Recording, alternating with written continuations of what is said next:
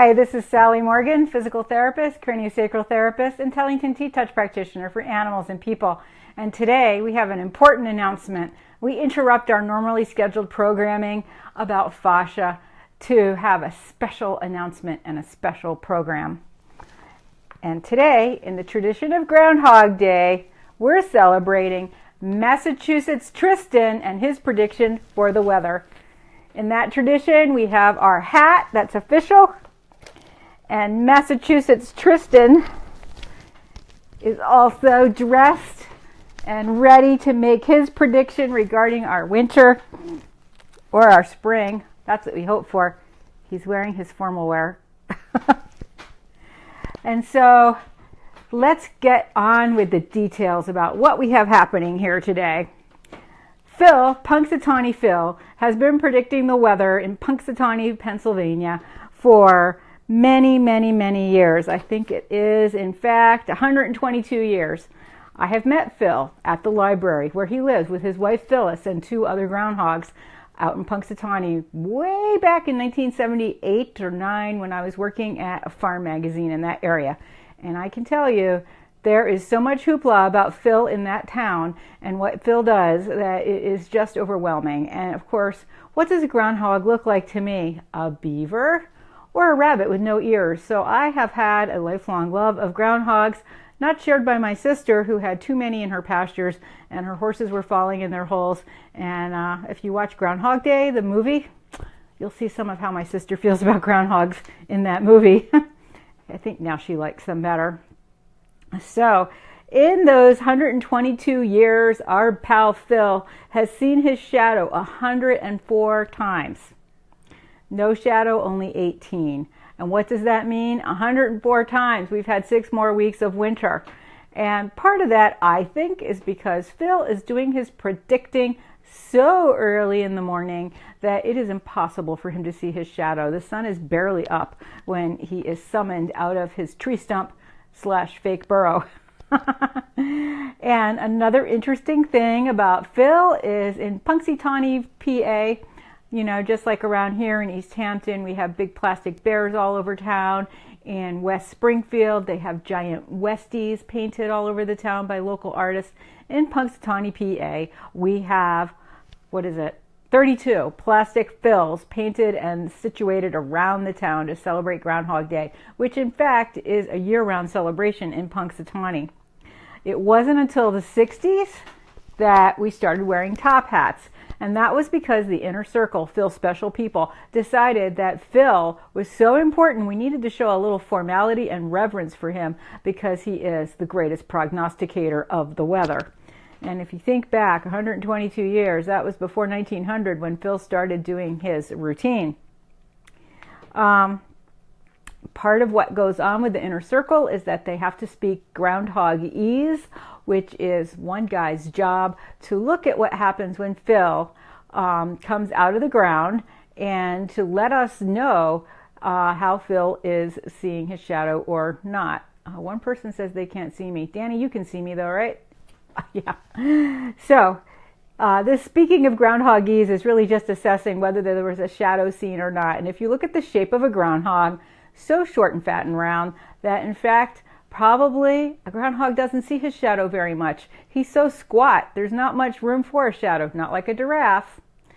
Another interesting thing about Phil is that they say that he has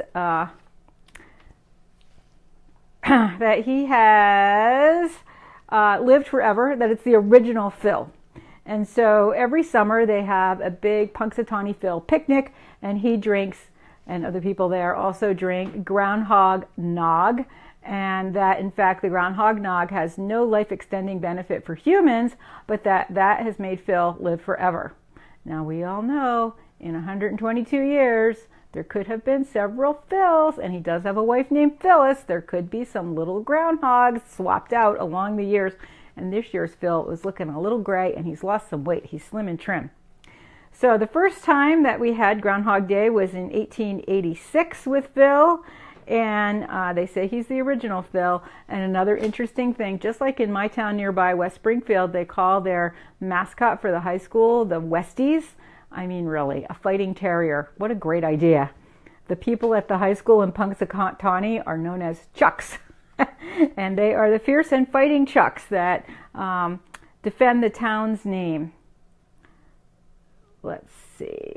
I can't read what I wrote here. Something else about Phil. Oh, to be on the inner circle, you have to be nominated by the town and the other people on the inner circle. And the inner circle is about 7 or 8 silly fellows that dress up in top hats and get on the stage to announce Phil's determination for the year. And there has not been a woman in the inner circle, although apparently, as usual, a woman does all of the work to put the Groundhog Day together behind the scenes and has been the same woman for many, many years. And another fun thing to know about Punxsutawney Phil and the celebration of Groundhog Day in his town is that people come from all over. They've had people from over 47 countries over the years come to see Phil pop out of his burrow. And so they have no hotels. It's a tiny little town. It really is in the middle of nowhere. And so when you come to the town, you are hosted by some of the families that live in Punxsutawney, similar to when I was in high school and we did a band exchange, and students from a school in Pennsylvania came to live with us, and we went to live with students in the town in Pennsylvania, which I think was up near Scranton. I can't remember. I will remember it, but not right now. And another exciting thing about Phil and Punxsutawney is that many of the people that live in Punxsutawney knit hats similar to this one that have groundhogs on them, and they sell them in the official Groundhog Gear shop, where they have t-shirts and stuffed animals and a whole variety of different hats sold at kiosks throughout the town. And this is official groundhog wear, and so this has become an industry for the whole town. And in fact, people, as they do at the Kentucky Derby, make their own hats with Beanie Baby Phils and stuffed Phils and other Phils, and there are even dog costumes looking like groundhogs. And so Groundhog Day is a huge celebration, and every year when Groundhog Day comes, praying that in New England we will have an early spring, I get up early and turn on the Weather Channel just to see all the excitement around Phil, and I can't wait to see what he does. And this morning, the poor Phil, I think he is getting a little too old for this. They need a new Phil. He was shivering. He was so scared. Plus, it was like 14 degrees. And, you know, his little mittens are completely unprotected. They are really like beavers in a lot of ways. And he's lost some weight, so he's not as fat as he was. So, what do we want to find out this year? What does the Corgi predict? Similarly shaped to a groundhog, much more dapper looking and cuter. Well, I'm sad to say that, in fact, agreeing with Punxsutawney Phil, Massachusetts Trystan has predicted 6 more weeks of winter. And in fact, it didn't even have to see his shadow or not to decide whether we're having more winter. It was snowing and icing all night and this morning, so it was pretty clear that winter's still here to stay for 6 more weeks.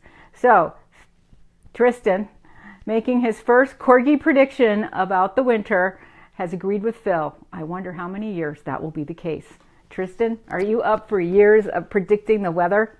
Will you drink groundhog nog in the summer to live forever? He says, I'm falling, Mom. I gotcha. I gotcha. It's okay. There you are. You can see your shadow or not. It's sunny now. You'd see your shadow if I put you out now. He says, yeah, but when I went out this morning, the snow was up to my ankles and it was shivery cold, and I scooted right back in. So I am not holding out hope that winter's leaving us tomorrow.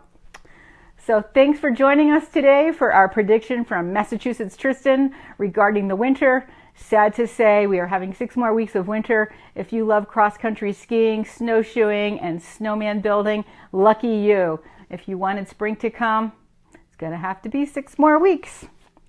So we will see you tomorrow. Thanks for joining us today. Everybody have a great day. Enjoy the sunshine, even if we do have cold weather. And see what your Corgi says. The other way we can tell from our Corgis whether it's 6 more weeks of winter, mine's not shedding yet.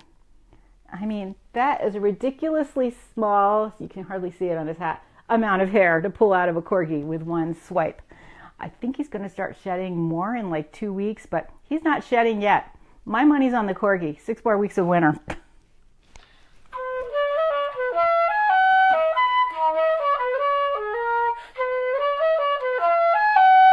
What do you think, Trystan?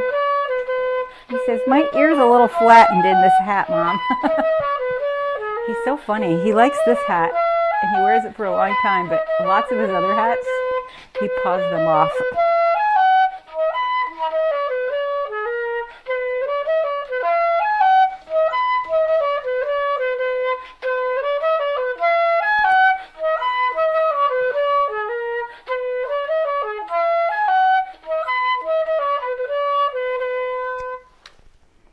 Yep, Groundhog Trivia. You heard it here today from Massachusetts Trystan, who agrees with Punxsutawney Phil. 6 more weeks of winter. Get your coats out. We'll see you tomorrow for another episode of Conversations with a Corgi, where we will continue our regularly scheduled program content regarding fascia. Thanks for joining us. Everybody have a great day.